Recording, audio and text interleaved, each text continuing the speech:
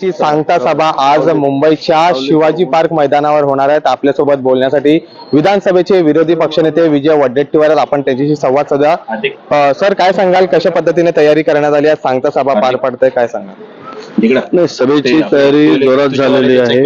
तुम्ही सगळं बघताय की या सभेच्या माध्यमातून निवडणुकीचा बिगुलच वाजवला जाण्याची शक्यता आहे। राहुलजींच्या यात्रेच्या समाप्तीनंतर कालच्या जो आम्ही प्रेमळ वाचून या देशाच्या रक्षणासाठी, देशाच्या सार्वभौमासाठी, देशातील सर्व समभाव नांदवण्यासाठी आणि या देशातील लोकशाही जिवंत ठेवण्यासाठी, टिकवण्यासाठी आणि संविधानाचं रक्षण करण्यासाठी देश कुणाच्या हातात द्यावा हा संदेशच या सभेच्या माध्यमातून दिला जाईल। आणि हा देश कोण सांभाळू शकतो? ते काँग्रेस आणि बलिदान आणि त्यागाचा हा पक्ष आहे। हा पक्ष सांभाळू शकेल हा लोकांमध्ये आता विश्वास पुन्हा बळावलेला आहे।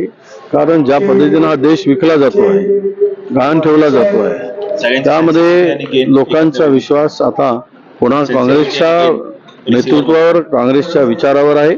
आणि या सभेच्या माध्यमातून नक्की तुम्हाला परिवर्तन झालेलं दिसेल। या सभेला नेमकी किती लोक उपस्थित राहणार आणि त्या संदर्भात कशी प्रकारे व्यवस्था करण्यात आली? नाही, आपण बघतोय की हा पूर्ण ग्राउंड शिवाजी पार्कचा भरलेला दिसेल। 100% ही ऐतिहासिक सभा ठरणार आहे आणि एक मेसेज या सभेच्या माध्यमातून, परिवर्तनाचा मेसेज या सभेच्या माध्यमातून दिला जाईल।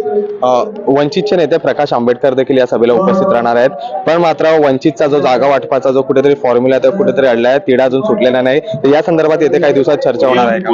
नाही, नक्की चर्चा सुरू आहे आणि चर्चेतून सकारात्मक आम्ही या संदर्भातला निर्णय होईल असा मला विश्वास आहे। धन्यवाद सर, आपल्याशी बातचीत केल्याबद्दल। तर चर्चा सुरू आहे आणि चर्चेतून जो आहे तो सकारात्मक निर्णय होईल असा मत विरोधी पक्षनेते विजय वडेट्टीवार यांनी व्यक्त केलं आहे। व्हिडिओ जर्नलिस्ट अनिल सावरेसह डॅरन मिरांडा, जय महाराष्ट्र न्यूज, मुंबई।